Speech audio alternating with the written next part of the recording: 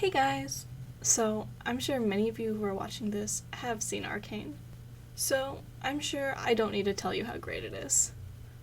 I came in completely blind to League of Legends with the exception of, unfortunately, being pulled into a conversation about whether a spider girl in it was hot or not, but damn, I was blown away by the show. I went over to my friend's room one evening to start watching it with him. He'd already seen it and was familiar with League of Legends, so I trusted that he'd know if the show was good or not. And let me just say, I was down for it after the scene on the bridge. So this will kind of be a review of the show. Well, at least there will be spoilers, so if you don't want to get spoiled, maybe stop poking around for reviews of the series on YouTube. All I say to you is, clear your schedule for 6 hours and come back and watch this afterwards. So, I've always been big on the lore of science fiction and fantasy worlds. In books, movies, TV shows, and even video games sometimes. Thanks to, and unfortunately because of, game theory. This show provided that. A world with understandable politics, advancements, and oppositions to those advancements. Their individual conquests and manipulation that are not fueled by the need for power, but to try and make a difference in the world and ultimately for a character's own happiness.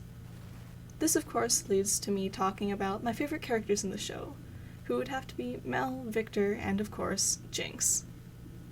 The standouts to me on the first watch through were definitely Mel and Victor. Mel, not only because she's gorgeous, but because she genuinely wanted good for Piltover despite the many faults it and she had. Being unsure as to whether or not she was using Jace for more power over the city and council by having another counselor in her pocket was kind of fun until, that scene. And I know she's probably not going to be alive in the next season, which is a bummer. But, I mean, a girl can dream. I just like the way she conducts politics, and is someone who will actually kind of listen to reasoning on the council, unlike the other ignorant, wealthy counselors betrayed. And I like Victor because, he's Victor. The boy's adorable, and I would like to protect him from the world. Enough said.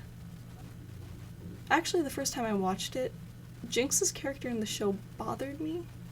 Maybe it was the fact that they were portraying a clearly mentally distressed character as a seemingly unempathetic murderer. Maybe it was because she was making repeated stupid decisions. But on my second viewing, with my sister, I started to understand her character more. In fact, I started relating way too hard to her insecurities and fractured psyche, which, may not be the best for me, but the only reason I'd started watching the show was because I was mildly depressed to begin with and needed something to take my mind off of life, so I guess I can blame that on my friend who introduced me to the show.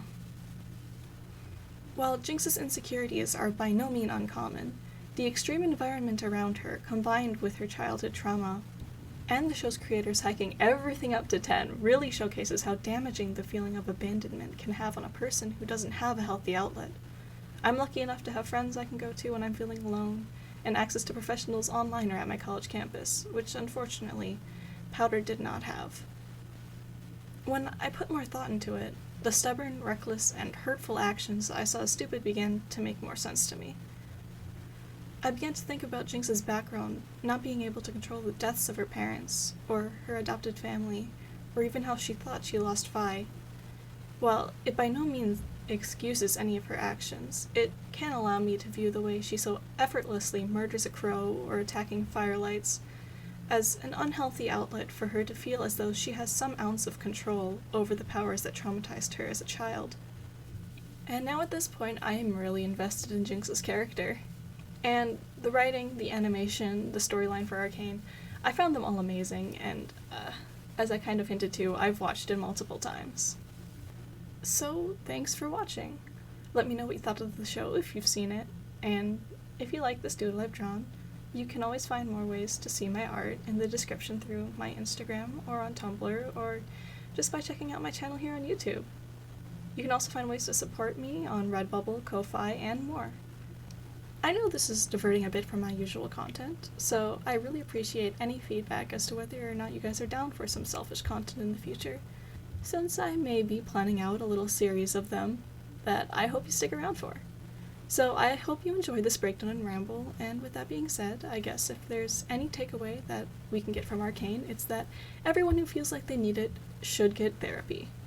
Bye!